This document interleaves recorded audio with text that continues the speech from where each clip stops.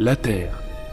La Terre est une planète particulièrement normale et anodine dans notre galaxie. Cependant, elle abrite l'espèce la plus intrigante et dangereuse de l'univers, l'homme. Certains farfelus idéalistes de la planète Extasia racontaient que l'homme est tolérant, pacifique et aime son prochain. Depuis que les Extasiens ont été éradiqués au monde de la vie et des choses pensantes, plus personne ne tient ce genre de propos. Dire du bien de l'espèce humaine est un crime que le Conseil de la dernière pantoufle punit avec la plus grande sévérité. Ce conseil a d'ailleurs rédigé une définition objective et impartiale de l'homme, et l'a inscrit en haut de la liste des espèces eucaryotes à ne surtout pas contacter, même en cas d'extrême stabilité de l'univers.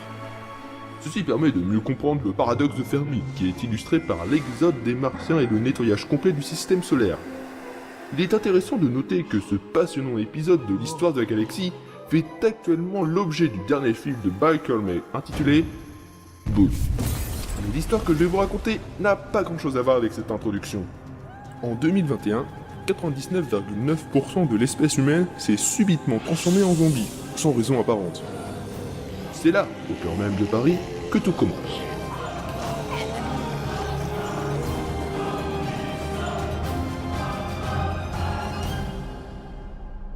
Bertrand et Quentin sont deux amis d'enfance qui se sont perdus de vue. C'est par une étrange coïncidence que nos deux personnages se croisent à nouveau 10 années plus tard, poursuivis par une horde de zombies.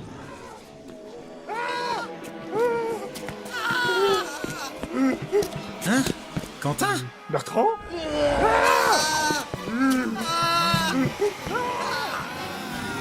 J'interromps quelques instants le cours de l'action afin de commenter le mode de déplacement d'un zombie.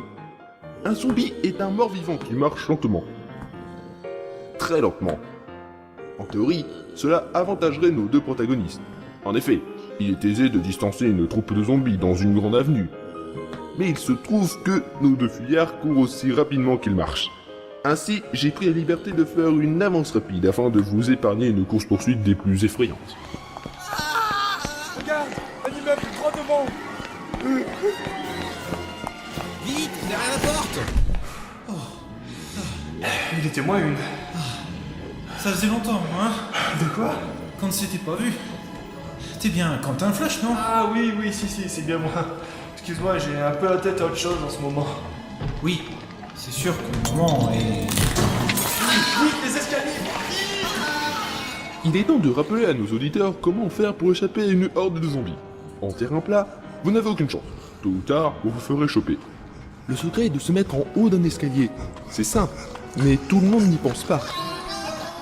En effet, pour des raisons encore inconnues, un attroupement de plus de 2 zombies ne peut pas monter les premières marches d'escalier. Certains scientifiques de renommée intergalactique expliquent que ceci est dû à un choc émotionnel trop important faisant appel aux antécédents psychologiques des individus mutés, ainsi qu'à leur ancienne vision des choses avant d'être transformés en un tas de chair pourrissant. Mais cela ne nous regarde pas. Retrouvons Bertrand et Quentin en haut du premier palier. Attends, regarde. Les zombies ne montent pas les escaliers. Saleté de mort-vivant. Comment est-ce que... Excusez-moi, que faites-vous sur le palier de mon appartement? Putain, on m'avait fait peur. Pouvez-vous vous pousser? J'ai un rendez-vous important et vous m'empêchez de sortir de chez moi. Mais vous n'êtes pas au courant? Au courant de quoi? Toute la population de Paris s'est transformée en zombie d'un coup, en une seule journée. Ah, ça! Oui, je sais. Maintenant, si vous voulez bien vous pousser... Quoi? Vous êtes au courant et vous voulez quand même sortir pour votre rendez-vous? C'est du délire? Pas du tout. C'est vous qui paniquez. Je mesure avec justesse la gravité de la situation, sans tout dramatiser. Tandis que le monde s'écroule et que vous fuyez, je relativise et regarde la situation avec objectivité.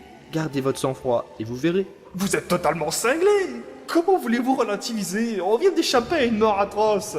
Oui, c'est vrai qu'on dramatise un peu beaucoup quand même. Quoi? Tout à fait. Ça s'appelle la panique. Vous paniquez. Mais vous croyez que la panique vous sauvera? Alors calmez-vous, soufflez et tout ira bien. Maintenant, si vous voulez bien... Tout ira bien? Non mais c'est une blague, comment voulez-vous que ça aille? Tout va bien. Calme-toi. Ça va.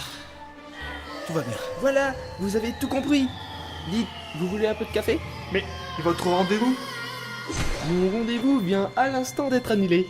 Volontiers, je prendrai bien un café. Oh non!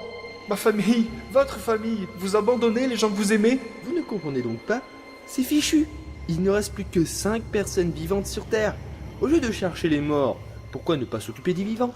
Bref, vous rentrez pour boire le café ou non? Avec plaisir. Oh, je comprends plus rien. Bon, relativisez, relativisez, En fait, relativisez. moi c'est Michel. Puis-je vous débarrasser? Putain, ça marche pas. Et d'abord, comment savez-vous que seulement 5 personnes sont encore en vie? Merci. Oh, j'ai mal à la tête, quelle merde. Oh là là. Ah, et puis zut, je prends bien un café moi aussi.